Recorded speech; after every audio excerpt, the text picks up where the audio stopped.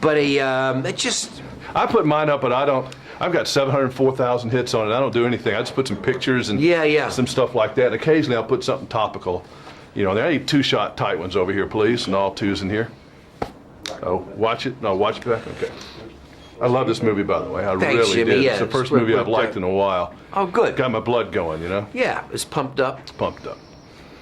I like a movie that makes me, it actually had sweaty palms, and that sounds like it's cliche, but it really did. I mean, this movie's going. Yeah, it takes off and doesn't stop. You know, you don't have no time to catch your breath. I think it gives you a great kind of background look at the Secret Service and what's going on, and I'm real happy about it. They'd flunk you out of the Secret Service with that beard, by the way. They sure would. This is What's the that next, all about? This is the next picture, a movie I'm doing called King of California. So the hair and the beard would have to go. Maybe I was undercover. Maybe that would. You know, I always liked you best, maybe. And of all the plays, you know, I had a game I played with some folks on the radio the other day, and they really were able to name a lot of your characters, which I think is unusual and a real honor. The name of the character? They almost could remember Gordon. Yeah, like, oh, that's an easy one. But even the other ones they did. Right. Very distinctive characters.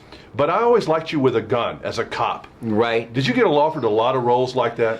Well, I guess, you know, going back to Streets of San Francisco, you know, doing that, which I always thought was, I mean, take a look at that show now. I had these big old long sideburns in that time. And I guess, you know, a lot of that came out of that. I haven't done, you know, fair amount. Let's see, Basic Instinct, Black Rain. But you're good at that. I mean, you know, sometimes people get pushed to things that people like. I mean, as an audience member, I like you in that power position. Yeah.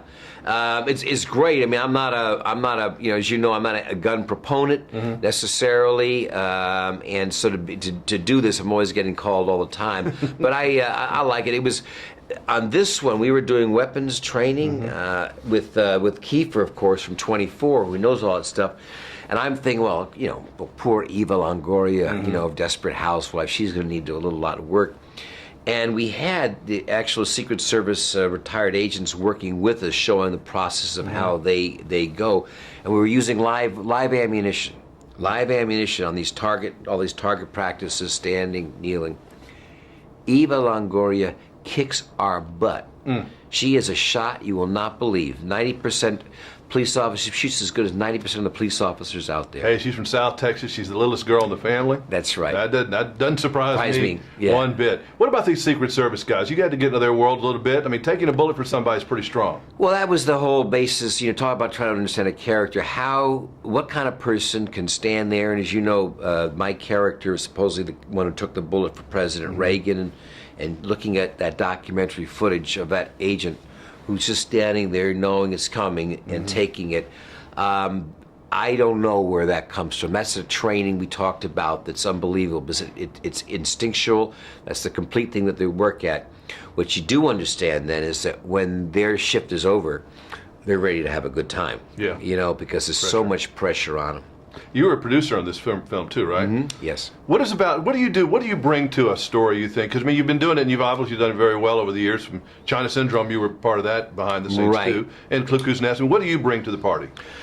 Well, I hope execution. I mean, a lot of times actors that are producers are only thinking about themselves as an actor.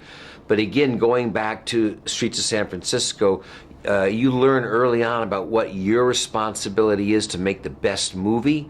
So as an actor, I'm only looking at the whole script, what my responsibility is. Do I pick up the pace? Am I there for comic relief? Do I create a threat?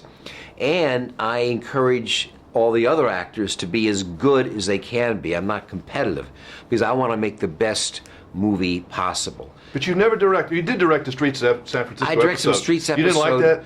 I liked it, but I think once I started producing, it gave me as much responsibility. And you know, as long as like the Sentinel and working with our director Clark Johnson, you have a chance to have the dialogue and share. And I'm a little lazy too.